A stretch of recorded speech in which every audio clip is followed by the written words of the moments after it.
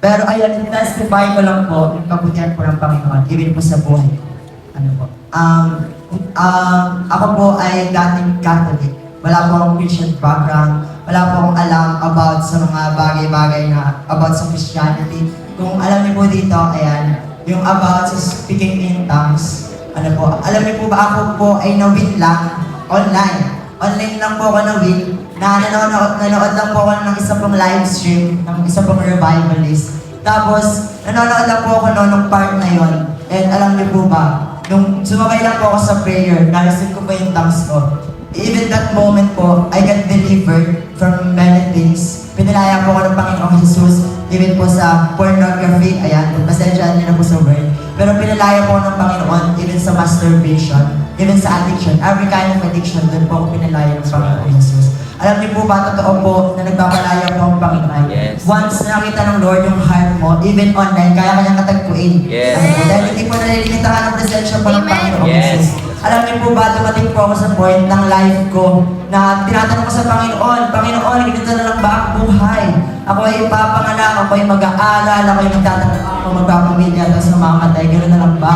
Wala bang purpose yung buhay ko? Pero alam niyo po ba, totoo pala talaga yun, kapag nagsigo ka ng buhay sa Panginoon, bibigyan niya ng purpose yung buhay. Yes, that's right.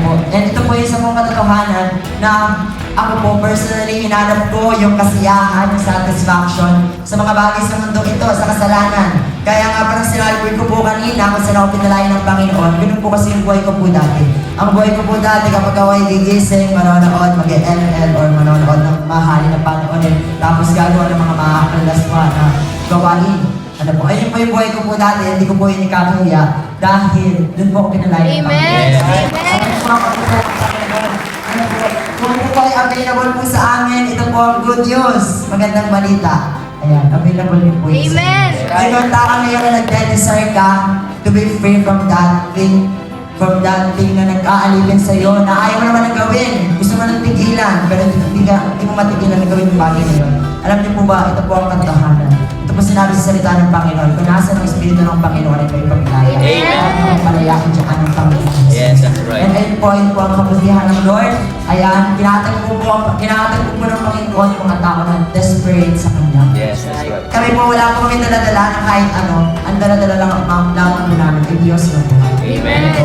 Kami po ay mga kabataan, pero ang special lang po sa amin is yung pagsama po talaga ng Panginoon. Yes. Ano po, kaya wala po kami pagmamalaki sa Diyos lang ang papuri sa paayan.